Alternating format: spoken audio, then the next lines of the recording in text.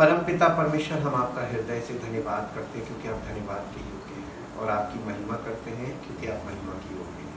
आपके पवित्र वचनों के लिए धन्यवाद करते हैं और पवित्र आत्मा के लिए धन्यवाद करते हैं। चाहते प्रभु, हम सिर्फ वचन के सुनने वाले नहीं, सिर्फ वचन के पढ़ने वाले नहीं, परंतु इस वचन को ग्रहण करने वाले, अंडरस्टैंड करने वाले और इसको फॉलो करने वाले, ताकि प्रभु हमारे जीवन में वो रिजल्ट आए जिससे हमारा जीवन आपकी महिमा का कारण बने और साबित हो जैसा आपके वचन में वर्णन किया गया, ताकि आपकी महिमा हो। धन्यवाद के साथ इस प्रार्थना को आपके द्वारा प्रभु यीशु मसीह के नाम से आमीन। Praise the Lord. Word of God part 35। Illumination is the work of the Holy Spirit through the Word of God. Illumination पवित्र आत्मा का काम है जो परमेश्वर के वचन के द्वारा करता है। कौन करता है? पवित्र आत्मा करता है। और आप कहेंगे पवित्र आत्मा ये काम कैसे करता है? प्रभु यीशु मसीह ने कलीसिया को गिफ्टेड टीचर्स, प्रीचर्स, इवेंजलिस्ट जो दिया है ना, ये गिफ्टेड लोग दिए काहे के लिए थे? ताकि जो लोग हैं कलीसिया के लोग, वो स्पिरिचुअल लाइफ में और स्पिरिचुअल लाइफ में उन्नति पाए और उनका जीवन परमेश्वर की महिमा का कारण बने। इस तरीके से spiritual body of Christ grow करती है। तो ये through a person, Holy Spirit, the work of the illumination is the work of the Holy Spirit through the word of God, और ये एक पर्सन के द्वारा करता है। ठीक, there are 3 kinds of men in the world. ये हम पहले बता चुके हैं बहुत पहले। इसको पहला कुरिन्थियन 2 अध्याय 14 पद से 3 अध्याय के 4 पद तक पढ़िए। परंतु शारीरिक मनुष्य परमेश्वर की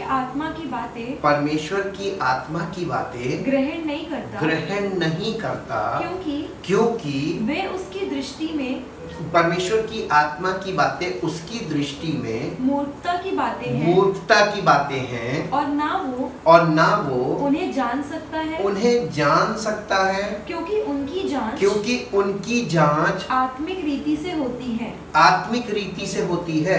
आत्मिक जन सब कुछ जांचता है, परंतु वो आप किसी से जांचा नहीं जाता। क्योंकि प्रभु का मन किसने जाना है कि उसे सिखाए।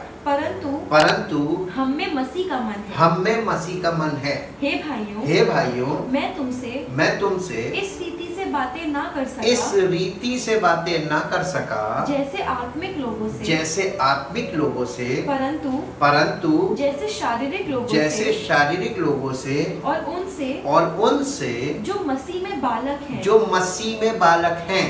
मैंने तुम्हें दूध पिलाया, अन्न ना खिलाया, क्योंकि तुम उसको नहीं खा सकते थे, वरन अब तक भी नहीं खा सकते हो, क्योंकि अब तक शारीरिक हो। इसलिए कि जब तुम में डाह और झगड़ा है, तो क्या तुम शारीरिक नहीं, और क्या मनुष्य की रीति पर नहीं चलते। अब इसको बेटे इंग्लिश में पढ़ दो। 14 से हाँ, ये यही। But the natural, non-spiritual man does not accept or welcome or admit into his heart the gifts and teachings and revelations of the Spirit of God, for they are folly, meaningless nonsense to him. And he is incapable. And he is incapable of knowing them. Of knowing them. Of progressively recognizing. Of progressively recognizing. Understanding. Understanding. And becoming better acquainted with them. Or becoming better acquainted with them. Because they are spiritually discerned. Because they are spiritually discerned. And estimated. And estimated. And appreciated. And appreciated. But the spiritual man. But the spiritual man. Tries all things. Tries all things. He examines. He examines. Investigates. Investigates. Inquires into. Inquires into. Questions. Questions. And discerns all things. And discerns all things. Yet. Is himself to be put on trial. Is himself to be put on trial. And judged by no one. And judged by no one. He can read the meaning of everything. He can read the meaning of everything. But no one can properly discern. But no one can properly discern. Or appraise. Or praise. Or get an insight into or him. Get an insight into him. Into him. For who has known. For who has known. Or understood the mind. Or understood the mind. The counsels and purposes of the Lord. The counsel and the purposes of the Lord. So as to guide. So as to guide. And instruct him. And instruct him. And give him knowledge. And give him knowledge. But we have the mind of Christ. Have the mind of Christ. The Messiah. The Messiah. And do not hold the thoughts. And do not hold the thoughts. Feelings and purposes. Feelings and purposes. Of his heart. Of his heart. However.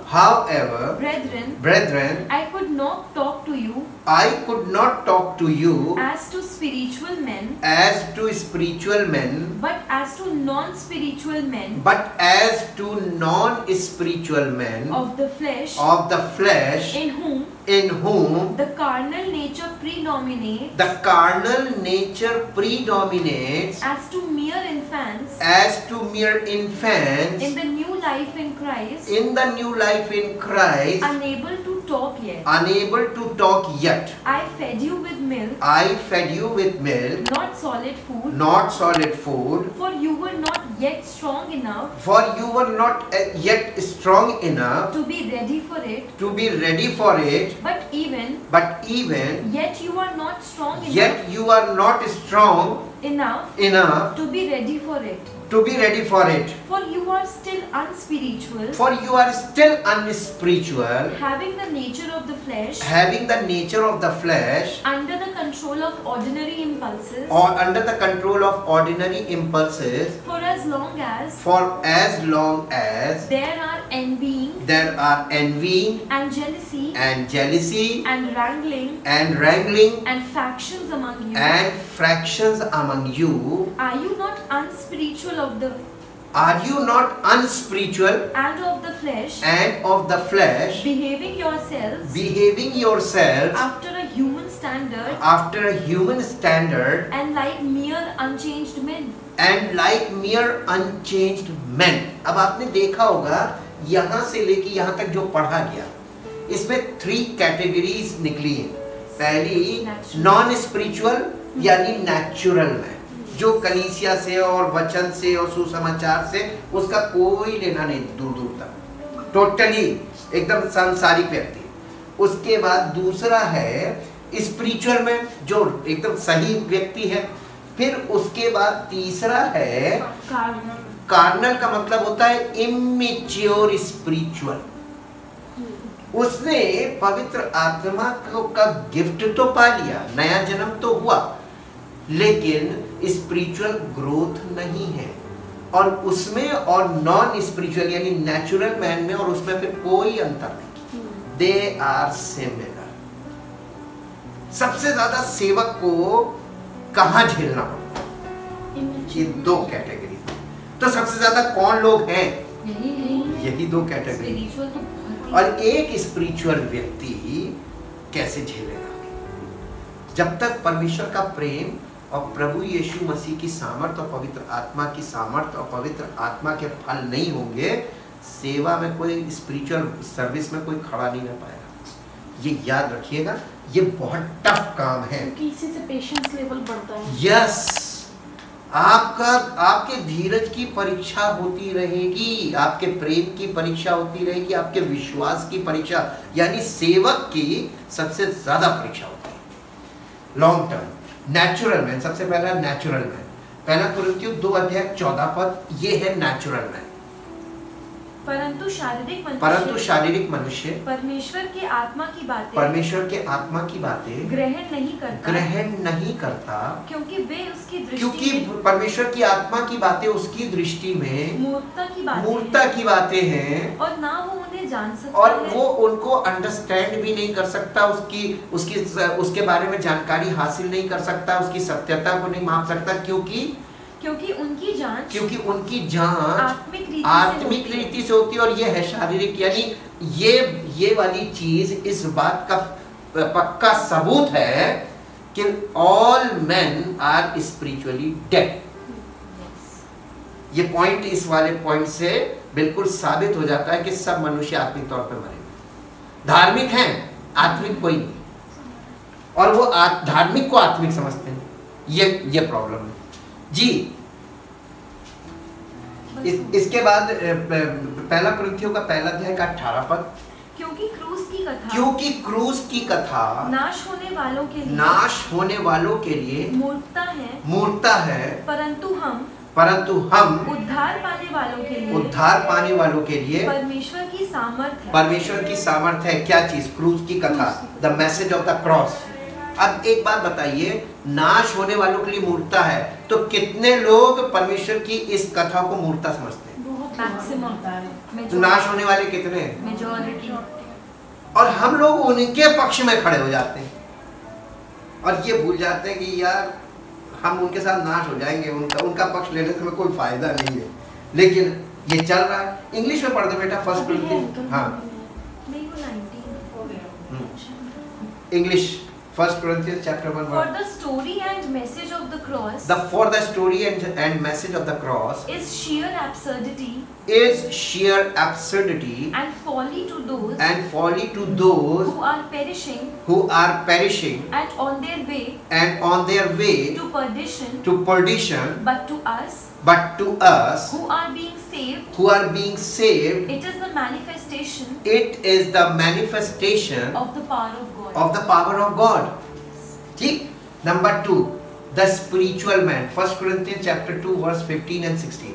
आत्मिक जन सब कुछ जानता नहीं लिखा है, जांचता है, यानी एक्सप्लोर वर्ड लगा दीजिए, एक्सप्लोर करता है, हर चीज को, हर पॉइंट को वो एक्सप्लोर करता है। एक्सप्लोर का मतलब क्या होता है? आप पढ़िए, सब कुछ जांचता है, परंतु वो आप किसी से जांचा नहीं जाता, क्योंकि प्रभु का मन किसने जाना है कि उसे सिखाए। परंतु हम में मसीह का मन, माइंड ऑफ क्राइस्ट है हमारे अंदर। Holy spirit is the mind of Christ, और mind of Christ spiritual person की पहचान, जिसमें माइंड ऑफ क्राइस्ट होगा उसकी पहचान। इंग्लिश में पढ़ दो बेटा इसको, इंग्लिश में ज्यादा क्लियर है। But the spiritual man tries all things. He examines.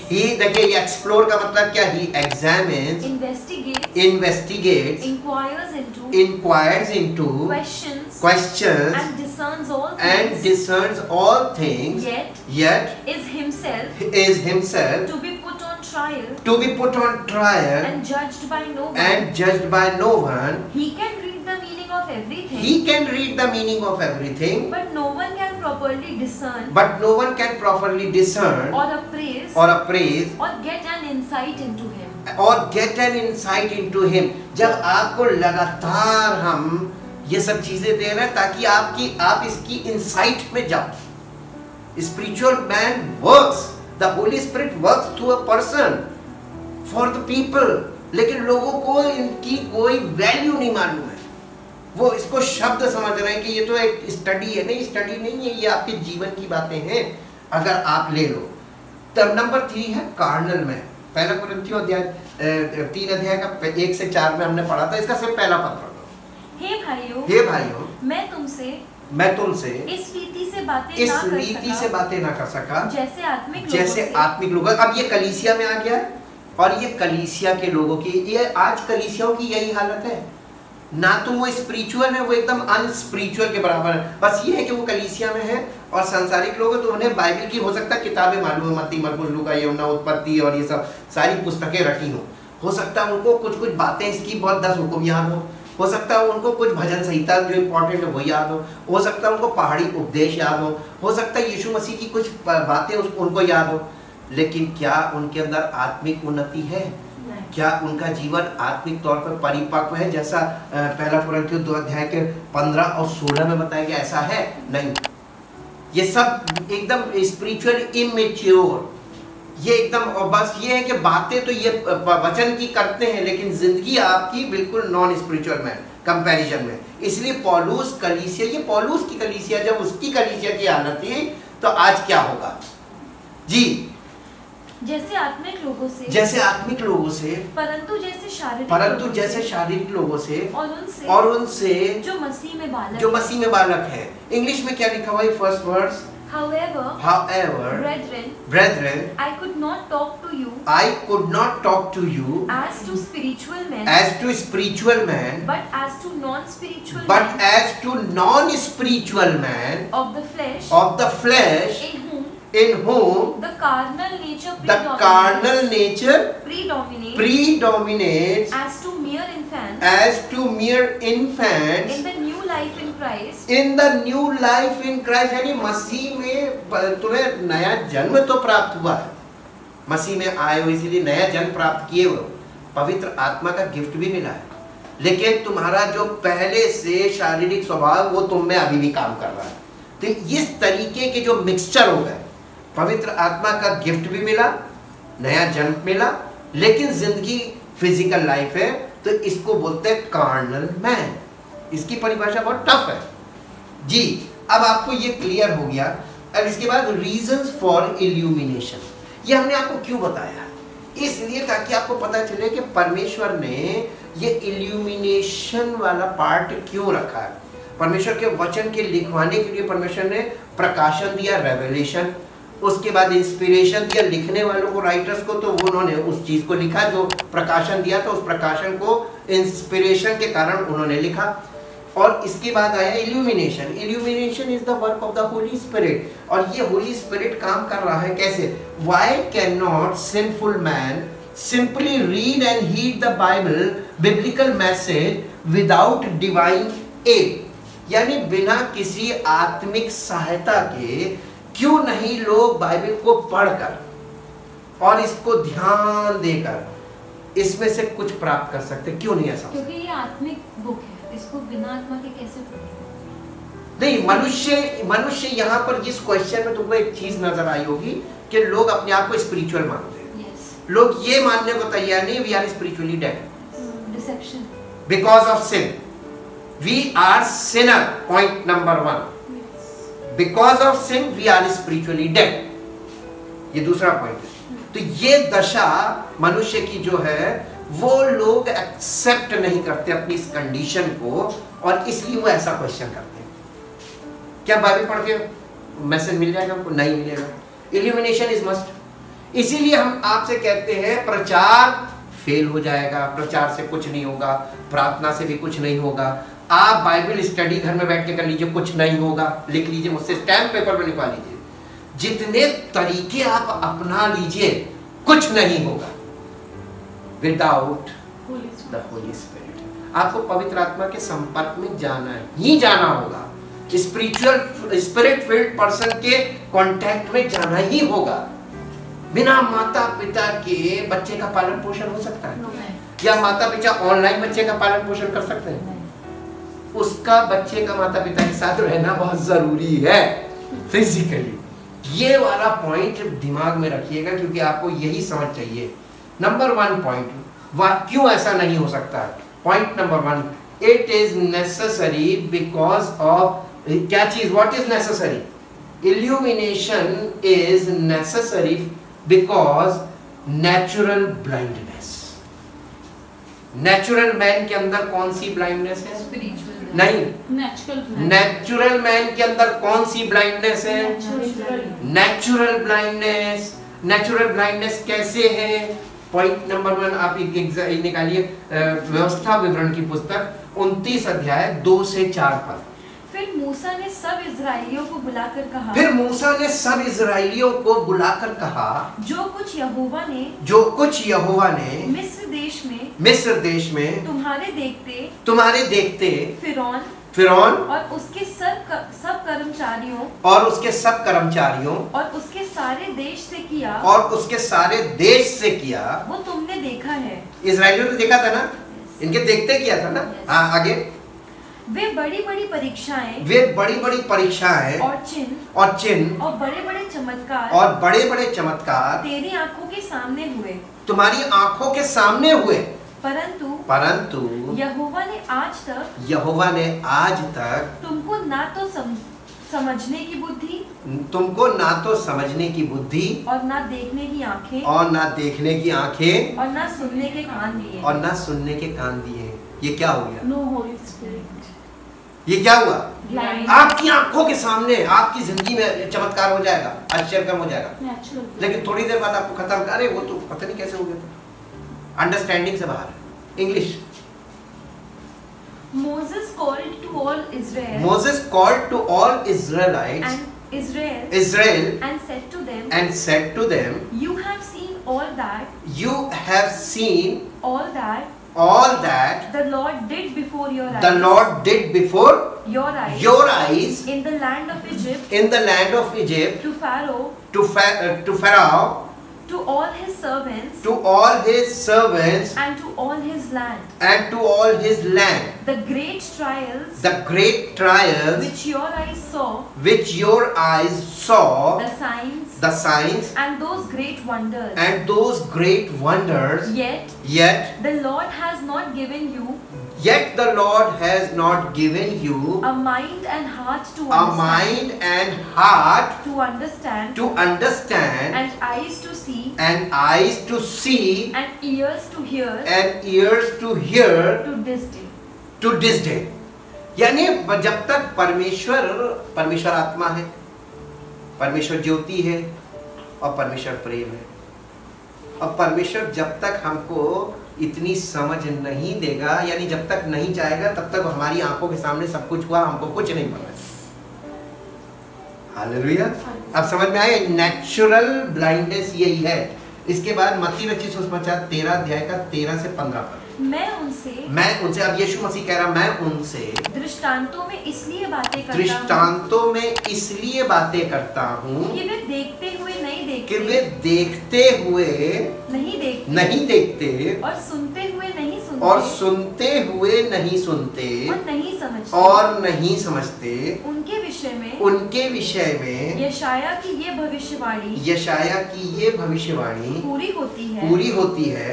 तुम कानों से तो सुनोगे पर समझोगे नहीं और आंखों से तो देखोगे पर तुम्हें ना सूझेगा।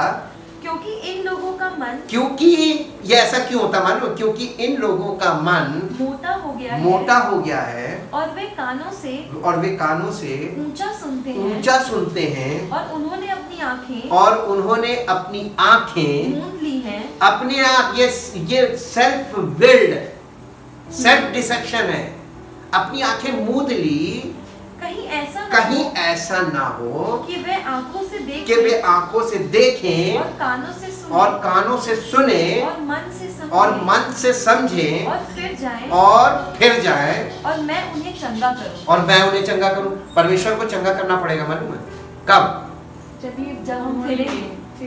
जब रिपेंट करेंगे। तो जब तक आपकी सेंसेस नहीं काम कर रही, आप रिपेंट नहीं करेंगे। लोग रिपेंट नहीं कर रहे। लोग क्यों ये जरूरी है? इल्यूमिनेशन क्यों जरूरी है बताइए? Because of natural blindness. Natural blind आदमी को इसमें शब्द पढ़ेगा और शब्द पढ़ के मिस इंटरप्रिटेशन ही करेगा और खुद भी करेगा और दूसरों को भी वही पकड़ाएगा, और जिनकी आपस में पटरी खाती है वो सब एक ही तरीके से नाश हो जाएंगे। एक गलत व्यक्ति सब लोगों को गलत में फंसा लेगा। और ये कैसे होगा? नेचुरल अफेक्शन, आपकी उनसे दोस्ती है और वो सेल्फ डिसेप्शन में, और आपका डिसीटफुल हार्ट है। आप उनके संपर्क में जाएंगे क्या होगा? सेल्फ डिसेप्शन हमारा भी होगा। सेम एक पुरानी कहावत नहीं कही गई है कि हम तो डूबेंगे? बिल्कुल यही होता है। बिल्कुल, एक व्यक्ति अकेला कभी नहीं डूबता, वो जितने उसके संपर्क होंगे सबको लेके डूबेगा। इसीलिए परमेश्वर का वचन हमें बहुत पॉइंटेड बात बताता है। इसको बेटा इंग्लिश में पढ़ दो। This is the reason. This is the reason that I speak to them in parables. That I speak to them in parables. Because having the power of seeing. Because having the power of seeing. They do not see. They do not see. And having the power of hearing. And having the power of hearing. They do not hear. They do not hear. Nor do they grasp. Nor do they grasp. And understand. And understand. In them. In them. Indeed. Is the process of fulfillment. Is the process of fulfillment. Prophecy होगा. Process of fulfillment. Process of fulfillment. Of the prophecy. Of the prophecy. Of Isaiah. Of Isaiah. Which says. देखिए यशाया की ये भविष्यवाणी एक process को दिखाती है। This is the process of the prophecy of Isaiah. इस समय इस प्रोसेस में कितने लोग होंगे, ये प्रोफेसी कितने लोगों में पूरी हो रही है? जितने लोग इस प्रोसेस में हैं कि देखते हुए नहीं देख रहे हैं, सुनते हुए नहीं सुन रहे, नहीं समझ रहे हैं, और उन्होंने अपनी आंखें मूंद ली हैं, अपने कान बंद कर लिए, ना सुनेंगे ना देखेंगे, ना हमको कोई असर पड़ेगा, जिन्होंने अपने आप को हार्ड कर लिया, कहने का मतलब कड़क कर लिया अपने दिल को, वो कितने हो गए? ये प्रोसेस है। जितने इस प्रोसेस में है इस समय, उन सब के लिए ये भविष्यवाणी पूरी होगी। जी, You shall indeed hear and you shall indeed hear and hear but never grasp and understand and you shall indeed look and look but never see and perceive for this nation's heart has grown gross fat and dull and their ears heavy and difficult of hearing and their eyes they have tightly closed lest they see and perceive with their eyes and hear and comprehend the sense with their ears and grasp and understand with their heart and turn and I should heal them. कहीं ऐसा ना हो कि ये लोग सुनकर मन फिरा ले और परमेश्वर उन्हें ठीक कर दे। ये यहाँ पे हील देम का मतलब यानी पापों की क्षमा से है। ये सैल्वेशन की बात कर रहा है। Heal them the means salvation.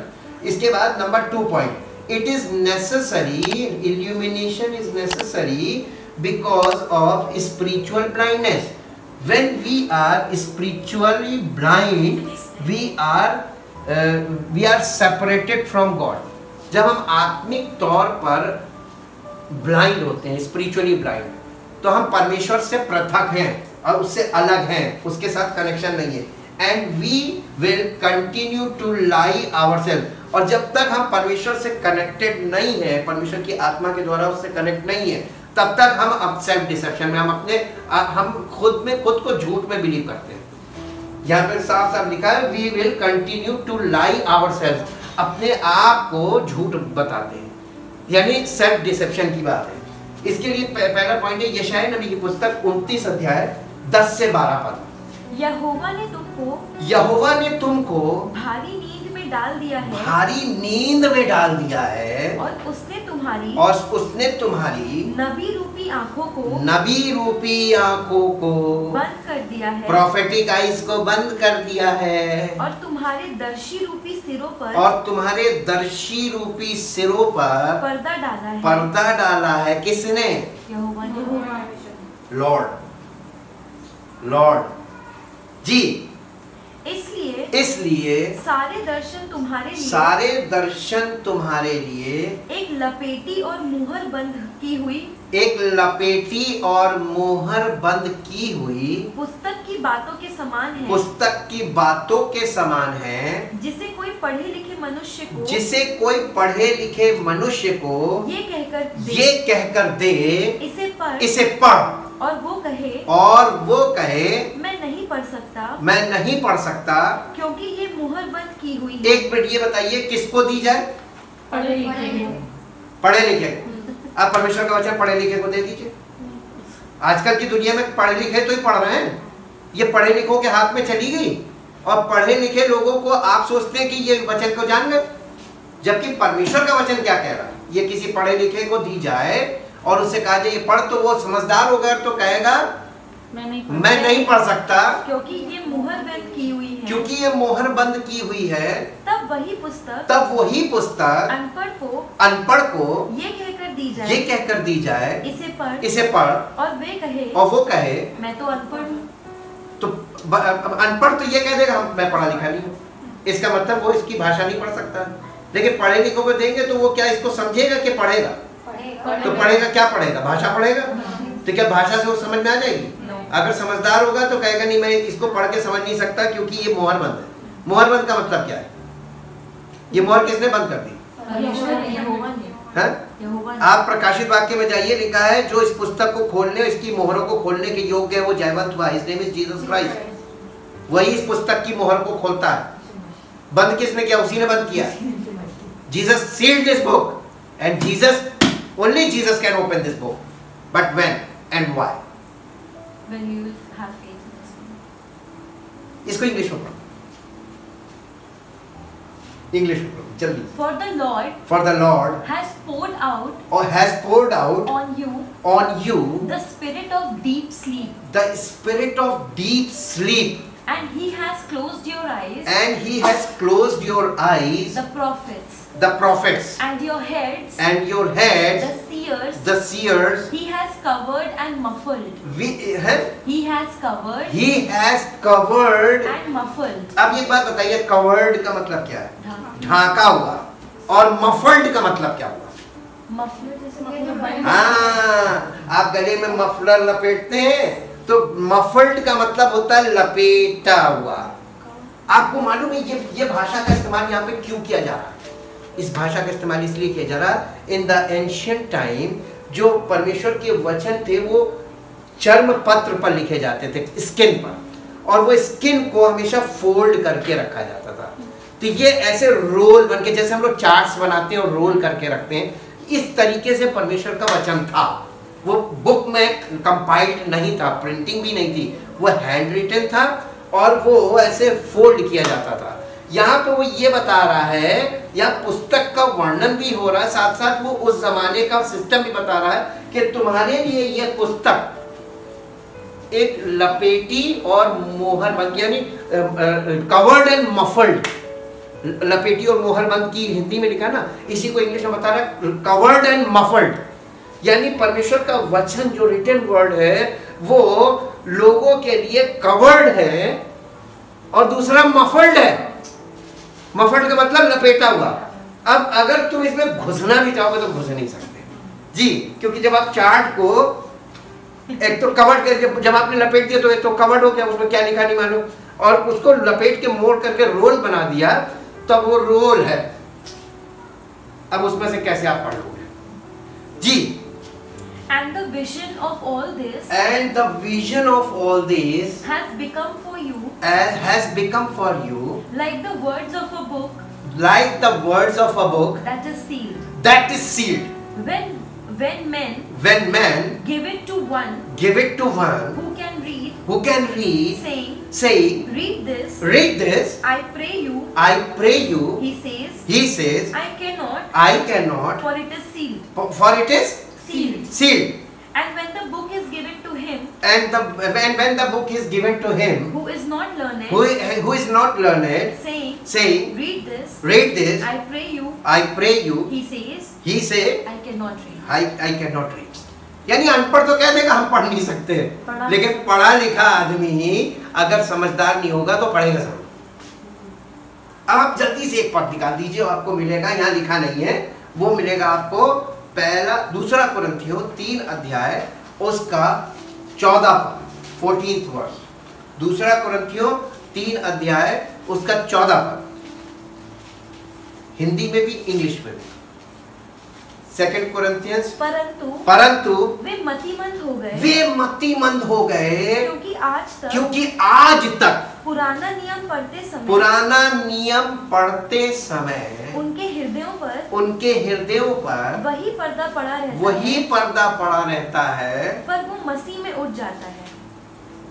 पर्दा कहाँ पे पड़ा हुआ है? मनों में पड़ा है। डिसर्नमेंट तो जीरो हो गया।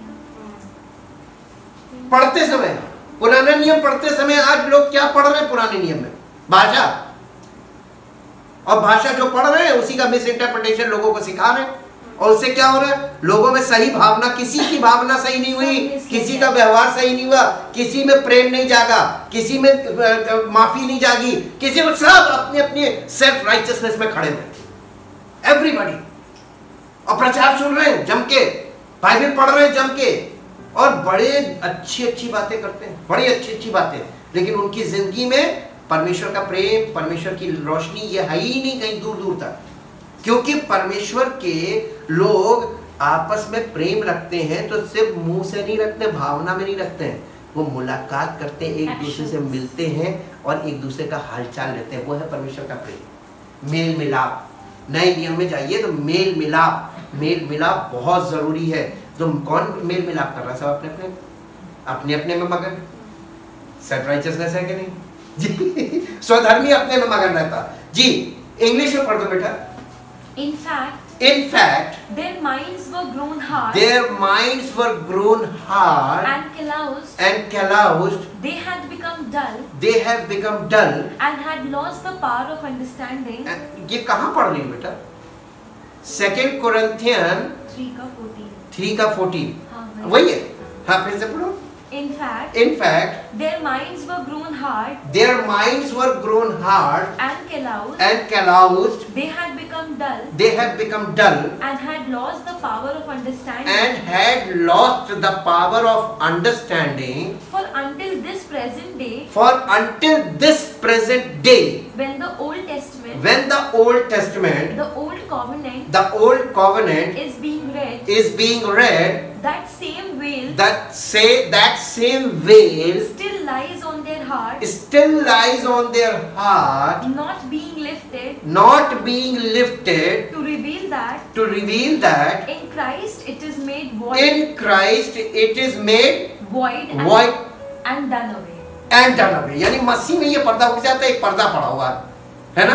तो जब हम when we are in Christ तो हम स्पिरिचुअल लाइट पाते हैं, इल्यूमिनेशन। और विदाउट क्राइस्ट आप भाषा पढ़ते हैं। अब बिल्कुल क्लियर है ना?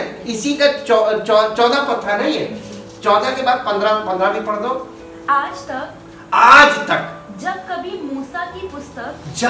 मूसा की पुस्तक पढ़ी जाती आज तक, टिल टुडे जी, तो उनके हृदय पर पर्दा पड़ा रहता है। This is the plan of God ji. परंतु जब कभी उनका हृदय, किनका?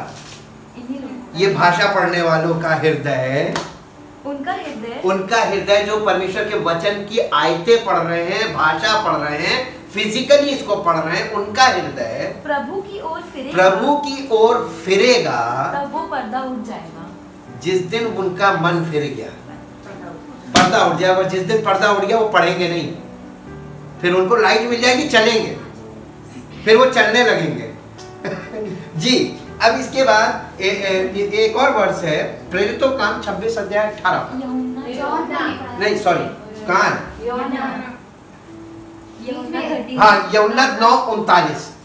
तब यीशु ने कहा मैं इस जगत में न्याय के लिए आया हूँ ताकि जो नहीं देखते वे देखें। यीशु मसीह किसके लिए आया था? जो देखते हैं या जो नहीं देखते हैं? तो यीशु मसीह ब्लाइंड्स के लिए आया था, है ना? ये स्पिरिचुअली ब्लाइंड लोग हैं जो स्पिरिचुअली, ये हम स्पिरिचुअल ब्लाइंडनेस की बात कर रहे हैं ना। मैं ये जो क्या कहते हैं इल्यूमिनेशन है, प्रकाशन होना, प्रकाशित पवित्र आत्मा के द्वारा प्रकाशन, ये इल्यूमिनेशन किसके लिए है? स्पिरिचुअली ब्लाइंड लोगों के लिए। लेकिन अगर कोई व्यक्ति, जैसे उस जमाने में रिलीजियस लीडर्स थे, वो यीशु मसीह भिड़ गए कि हम तो देखते हैं, तो यीशु मसीह का तो अंधे हो। इसका मतलब जो गलत देख रहे हैं उनको अपना देखने दो। जो सही देखना मांगते, पवित्र आत्मा किसमें काम करेगा? जो नहीं देख रहे, स्पिरिचुअल ब्लाइंड।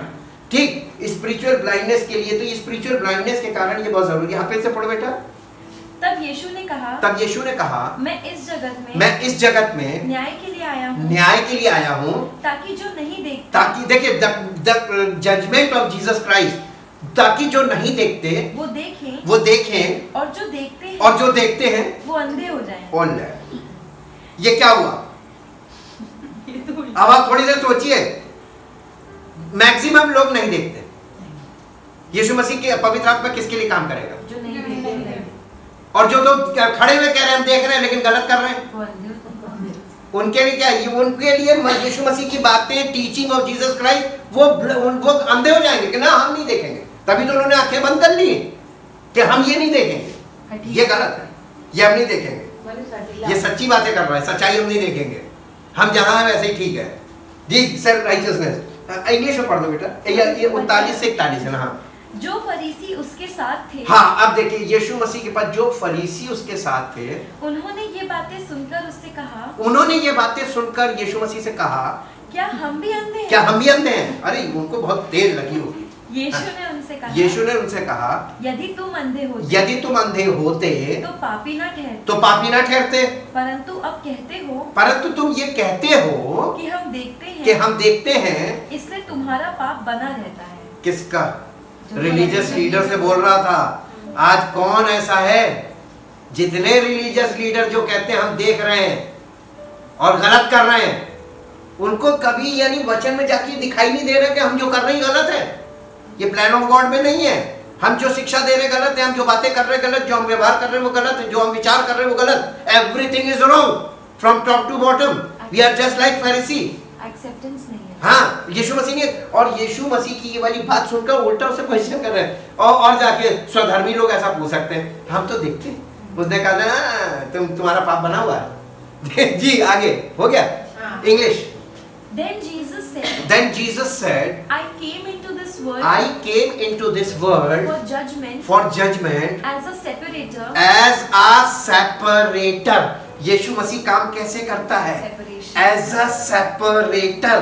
आपको मालूम है ये जो दूध की डेयरी होती है वहां पर बड़ा मशीन होती है जिसको बोलते हैं सेपरेटर। नीचे से भट्टी जलती है, ऊपर भगोना, उसके अंदर वो सेपरेटर चलता। कभी देखिएगा, देखा है ना? वो सेपरेटर क्या करता है? दूध को, पनीर को अलग कर देता है, दूध से छेना निकाल देता है, दूध से सारी दूध की चीजें, पानी अलग करता है, वो दूध अलग, दूध का दूध और पानी का पानी करता है। कहावत तो बहुत सुनी होगी, दूध का दूध पानी का पानी। वो हमारी जिंदगी को दूध का दूध और पानी का पानी कर देगा। अगर नहीं करोगे तुम्हारे दिमाग की दही कर देगा। सेपरेटर है। Jesus is the judgment of Jesus Christ is just like a separator. जी कहेगा या तो इस पार या उस पार, तुम पानी में बह जाओगे या पनीर बन जाओगे, वैल्यू हो जाएगी। जी in order that there may be separation between those who believe on me and those who reject me, to make the sightless see, and to make those who see become blind. Some Pharisees who were near hearing this remark said to him, Are we also blind? Jesus said to him, If you were blind, you would have no sin. You would have no sin. But because you know, because you now claim to have sight, your sin remains. जो अपने आप को सोच रहा मैं सही हूँ, देख रहा हूँ, वो पर उसकी दृष्टि में दोषी ठहर गया। जी इसके बाद एक और है, एक्ट्स 26:18, प्रेरितों काम 26:18, कि तू उनकी आंखें खोले कि वे अंधकार से ज्योति की ओर और शैतान के अधिकार से परमेश्वर की ओर फिरे, फिरे कि पापों की क्षमा, के पापों की क्षमा, और उन लोगों के साथ, और उन लोगों के साथ जो मुझ पर विश्वास करने से पवित्र किए गए हैं मीरास पाए। This is the plan of God. ये गॉस्पेल का ये है प्लान। इंग्लिश में पढ़ दो, इसको और क्लियर हो जाएगा। To open their eyes, that they may turn from darkness, to light, and from the power of Satan, to God, so that they may thus receive forgiveness, and release from their sins, and a place and portion among those who are consecrated and purified by faith in me. जी, इसके बाद हम आते हैं तीसरा point, it is necessary, यानी illumination is necessary because of carnal blindness. carnal blindness कैसे? ये spiritually immature carnal होते हैं। इनके ये कार्नल लोग जो है ना, spiritually immature, they are also carnal blindness. और ये कार्नल ब्लाइंडनेस जो है स्पिरिचुअली इमेच्योर को बोलते हैं। ये पहला कुरिन्थियों 3:1 हम लोग पढ़ चुके हैं। याकूब की पत्री 4:4 पढ़ दीजिए। वहां पे पौलुस उनसे कह रहा है, क्या तुम शारीरिक नहीं? हे व्यभिचारिणियों, क्या तुम नहीं जानती कि संसार से मित्रता करनी, कि संसार से, यहाँ व्यभिचारिणियों यानी स्त्रीलिंग है, ये कलीसिया को रिप्रेजेंट किया जा रहा है। यानी जो झुंड है, ये झुंड भी हमेशा, भीड़ हमेशा फीमेल होती है, भीड़ हमेशा female. Group, assembly is also female. तो ये सभा है, ये भी फीमेल होती है। तो यहाँ पर वो उस ग्रुप को याकूब पत्री लिख रहा है कलीसिया को, और कह रहा है, व्यभिचारिणियों, क्या तुम नहीं जानती कि संसार से मित्रता करनी परमेश्वर से बैर करना है। आज कलीसिया की मित्रता किससे है? किससे मित्रता है? संसार से। स्पिरिट ऑफ द वर्ल्ड उससे इतनी ज्यादा है कि होली स्पिरिट की बातों को पीछे कर दो, स्पिरिट ऑफ द वर्ल्ड की बातों को आगे कर लो। इंग्लिश हाँ, चौथा पूरा नहीं हुआ? नहीं। अतः जो कोई संसार का मित्र होना चाहता है, हाँ, अतः जो कोई संसार का मित्र होना चाहता है, वो अपने आप को परमेश्वर का बैरी बनाता है। किसका मित्र है आप? पहले तो हमें सेल्फ एग्जामिनेशन करना चाहिए, हम किसकी मित्रता में हैं। मित्रता का मतलब जिसकी चाहत हमारे पास हो, जिसमें समय हम ज्यादा बिताते हो, और जिसकी बातों को हम ज्यादा एक्सेप्ट करते हैं, और जहां हमारा मन ज्यादा लगता है। कहाँ मन लग रहा है?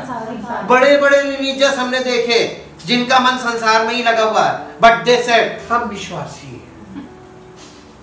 उनको ऐसे उनके पास बैठ जाइए तो आपको लगेगा इससे अच्छा कोई विश्वासी नहीं, लेकिन उनकी जिंदगी में ओवरऑल आउटपुट 0। कभी किसी का हालचाल नहीं लिया, कभी किसी से मुलाकात नहीं की, कभी ना। सेल्फ राइचियसनेस, ये भी सेल्फ राइचियसनेस है। English yet you are like unfaithful wives having illicit love affairs with the world। ये कलीसिया को बोला जा रहा है। and breaking your marriage vows to God। Do you not know that being the world's friend is being God's enemy? So whoever chooses to be a friend of the world takes his stand as an enemy of God। अब आपका हम आपका चुनाव बता दें, आपकी चाहत बता दें। बताने की जरूरत नहीं, आप लोगों की चाहत देख सकते हैं। They always choose the worldly side। और उसके बाद पता नहीं किस बुद्धि से, किस समझ से वो ये कहते हैं कि मैं विश्वासी हूं। परमेश्वर उनके साथ कभी नहीं रह सकता जो लोग संसार में घुले हुए हैं, संसार में एकदम लिप्त हैं, संसारिकता में एकदम घुसे हुए हैं। यहाँ पे साफ लिखा है, जो संसार से मित्रता करता परमेश्वर को दुश्मन। आप परमेश्वर आपका बैरी है और आपको पता नहीं चल रहा, सेल्फ डिसेप्शन जी।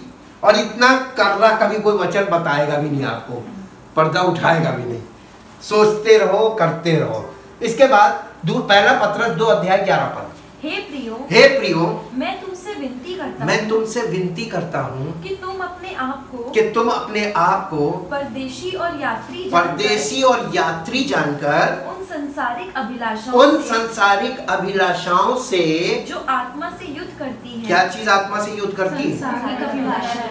और कौन है जो संसारिक अभिलाषाओं में नहीं है? तो क्या जीत पाएंगे? और टूल क्या है, हथियार क्या है? Word of God. और वर्ड ऑफ गॉड से वो कोसों दूर है। कल्पनाओं में सब कुछ है और वास्तविकता में कुछ नहीं जी। बचे रहो। English, Beloved, I implore you as aliens and strangers and exiles in this world to abstain from the sensual urges,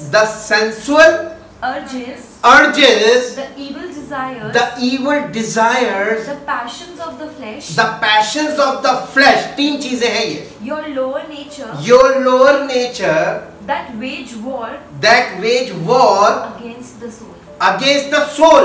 आप ही के प्राण के अगेंस्ट में वो करता, यानी शरीर की अभिलाषा आपके प्राणों से लड़ती है और पवित्र आत्मा शोकित होता है क्योंकि आप उसकी इच्छा पूरी करते हैं। दूसरा तीमुथियुस 2:22 जवानी की अभिलाषाओं से भाग। अरे बहुत मुश्किल सबसे। दाऊद कहने लगा, मैंने तेरे अपने वचन को, अपने जवान कैसे अपनी चाल को शुद्ध रखे, उसमें उसने बोला कि तेरे वचन को अपने हृदय में रखने से, स्मरण रखने से जवान अपनी चाल शुद्ध रख सकता है। चाल का मतलब कैरेक्टर। यहाँ पे पढ़िए, जवानी की अभिलाषाओं से भाग, और जो शुद्ध मन से प्रभु का नाम लेते हैं उनके साथ धर्म और विश्वास और प्रेम और मेल मिलाप का पीछा क्या कर मेल मिलाप का पीछा कर। और लोग घर में बैठ गए, जवानी की अभिलाषा, भाग कोठरी बंद करके बैठ गए, अब निकलेंगे नहीं बाहर, जवानी की अभिलाषा दबाएंगे नहीं। आपको एक चीज से भागना है और दूसरी चीज की तरफ भागना है ना। राइट साइड बोल रहा है कि उन लोगों के साथ जो सच्चाई से, धार्मिकता में, मेल मिलाप में और प्रेम में उनके साथ जुड़ जा। ये बॉडी ऑफ क्राइस्ट की बात कर रहा है, ठीक। Join the body of Christ ji. इसके बाद तीसरा पॉइंट, नहीं तीसरा पॉइंट तो हो गया, स्पिरिचुअल ब्लाइंडनेस। हाँ, स्पिरिचुअल ब्लाइंडनेस। अच्छा, ये तीसरा पॉइंट तो हो गया ना बेटा। अब इसके बाद है स्पिरिचुअल ब्लाइंडनेस एक्चुअली है क्या, इसको थोड़ा सा समझाएंगे ताकि आपके लिए आगे के लिए हमारी लीड बन जाए। There are many causes for spiritual blindness such as, यानी आत्मिक अंधेपन के कई फैक्टर, कई कारण है। उसमें से जो सबसे बड़ा कारण है वह है सेटन। नंबर 2 है प्राइड, घमंड। नंबर 3 है इग्नोरेंस, अज्ञानता। और फिर नंबर 4 है फॉलोइंग ब्लाइंड गाइड्स, यानी अंधे मार्गदर्शक को फॉलो करने वाले लोग, वो भी स्पिरिचुअल ब्लाइंडनेस में रहेंगे। और पांचवा है केयरिंग व्हाट अदर्स थिंक, और जो लोग ये दूसरे, वो क्या सोचेगा, वो हमको देखेंगे क्या सोचेंगे, उन्होंने देख लिया तो क्या होगा, वो हमारे बारे में क्या कह रहे हैं। जो इस तरीके की विचारधारा रखते हैं वो लोग, ये स्पिरिचुअल ब्लाइंडनेस में रहेंगे। ये जो है एंड मोर, और इससे भी ज्यादा पॉइंट्स हैं आत्मिक अंधकार के, आत्मिक अंधेपन के, स्पिरिचुअल ब्लाइंडनेस के। अब हम लोग धीरे धीरे करके उन पॉइंट्स को भी देखेंगे आने वाले समय में कि ये पॉइंट्स जो हमने आपके सामने रखे हैं, ये किस प्रकार से हमको स्पिरिचुअल ब्लाइंडनेस में, हम सेल्फ डिसेप्टिव, हमारा जो हृदय है वो डिसीटफुल हार्ट है, और इसलिए हम बहुत जल्दी किसी की भावना से प्रेरित हो सकते हैं। हम किसी के किसी भी तरीके से प्रेरित हो जाएंगे और गलत दिशा में चले जाएंगे। Thank you, thank you, thank you.